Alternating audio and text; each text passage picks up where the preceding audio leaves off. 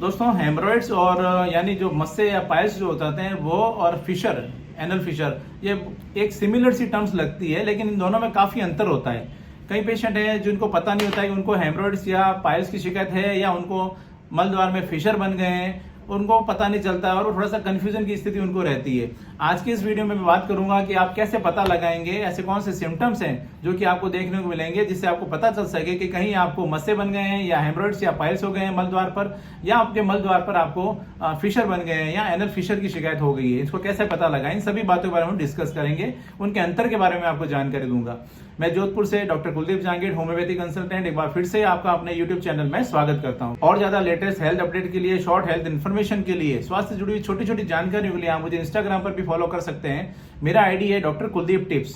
चलिए दोस्तों, हम बात करते हैं कि इसमें आप कैसे पता लगाएं कि आपको मल द्वार पे आपको एनल फिशर हो गए हैं या मल द्वार पर आपको मस्से या पाइल्स हो गए हैं, इनमें क्या अंतर होता है। सबसे पहले तो अगर हम बात करें कि पाइल्स को कैसे पता लगाएंगे, कैसे पहचानेंगे, तो पाइल्स जो होगा उस पाइल्स के अंदर क्या होगा कि आपको मल द्वार पर हो सकता है आपको वैसे वहां पे कोई भी तरह की सूजन नहीं दिखे, कोई भी तरह का उबार नहीं हो, लेकिन मल त्याग के बाद में आपको हो सकता है आपको ब्लीडिंग हो केवल, और उसके साथ आपको महसूस होगा कि आपको कब्ज की शिकायत हो रही है। तो यह कंडीशन होती है, यह इंडिकेट करती है कि आपको लेकिन उसके साथ में आपको जलन या दर्द नहीं हो रहा है, तो यह कंडीशन आपको फर्स्ट ग्रेड हेमरोइड्स की शिकायत हो सकती है। इनिशियल स्टेज आप मान सकते हैं इंटरनल हेमरोइड्स है। और जो उसके साथ साथ आपको अगर आपको मल द्वार पे आपको कुछ सूजन जैसा भी महसूस हो सकता है, वहां पर कुछ चने की दाल जैसा, कोई मटर के आकार का बड़ा एक गठान जैसी आपको महसूस हो सकती है, और उसके साथ साथ ही आपको बैठने में, उठने बैठने में आपको काफी दिक्कतों का सामना करना पड़ सकता है। पूरी रिंग पर भी कई दफा पेशेंट को देखने को मिलता है कि वहां पर उनको मल त्याग के बाद वो महसूस करेंगे वहां पर एक सूजन जैसी आ गई है, ऐसा लगता है कि उनको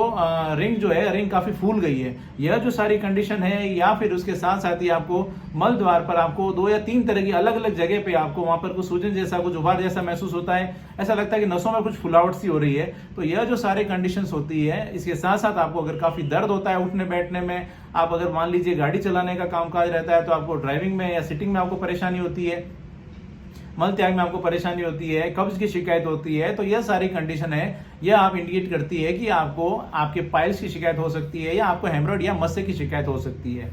इसके अलावा जो दूसरी कंडीशन होती है जिसको बोलते हैं एनल फिशर, एनल फिशर में क्या होगा कि आपको जो मेन सिम्टम होगा वो होगा जलन। आपको मल त्याग के बाद में या मल त्याग करते समय आपको काफी जलन हो सकती है, काफी आपको चुभन का एहसास होगा, ऐसा लगेगा वहां पे कुछ चुभ रहा है। इसके साथ साथ ही आपको जो जलन होती है, ये जो जलन होगी, ये जलन आपको कुछ घंटों से लेकर आधे दिन या पूरे दिन तक भी आपको जलन रह सकती है, ऐसा लगेगा वहां पर आपको कुछ मिर्ची जैसी लग गई है। इसके साथ साथ ही आपको कब्ज की शिकायत हो सकती है। अक्सर पेशेंट जब आते हैं उनको सिम्टम जब लेते हैं तो वहां पर दिखता है कि फिजिकली भी देखने पे वहां पर कुछ रगड़ जैसी, कुछ लाल लाल उनको दरारें सी महसूस होती है। वहां पर ज्यादा कोई जैसे उभार जैसा या कोई गठान जैसा महसूस नहीं होगा। यह जो सारी दरारें हैं, जो रगड़ लग जाती है, इन्हीं रगड़ को या दरारों को फिशर बोलते हैं, और इन फिशर के कारण, रगड़ के कारण ही आपको वहां पर जलन और दर्द का एहसास होता है। यह जो कंडीशन होती है यह आपको एनल फिशर में देखने को मिलती है। और कब्ज जो होता है, कब्ज इसका एक मुख्य कारण होता है। और उसके साथ साथ आपका खान पान, यदि खान पान सही नहीं होता है, ज्यादा तेज मसालेदार खाते हैं, तला हुआ खाते हैं,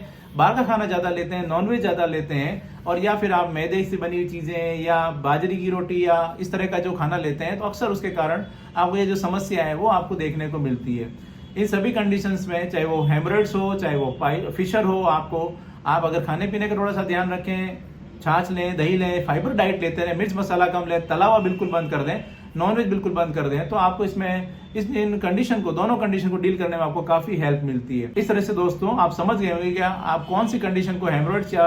मस्से बोलेंगे या पाइल्स बोलेंगे, और किस तरह की कंडीशन देखने को मिलेगी, तो आपको पता चल सकेगा कि आपको कहीं फिशर तो नहीं हो गए। आप दोनों में अंतर जो है आसानी से समझ गए होंगे। मैं उम्मीद करता हूं आज मैंने आपके साथ में जो भी जानकारी शेयर की है एनल फिशर और पाइल्स के बारे में, डिफरेंस के बारे में, अंतर के बारे में, वो आपको पसंद आई है और आपके लिए फायदेमंद साबित होगी। इसी तरह मेरे साथ जुड़े रहें, चैनल को सब्सक्राइब करें, बेल आइकन जरूर दबाएं ताकि जैसे भी नेक्स्ट वीडियो अपलोड करूं आपके पास उसका नोटिफिकेशन आ सके। Thank you.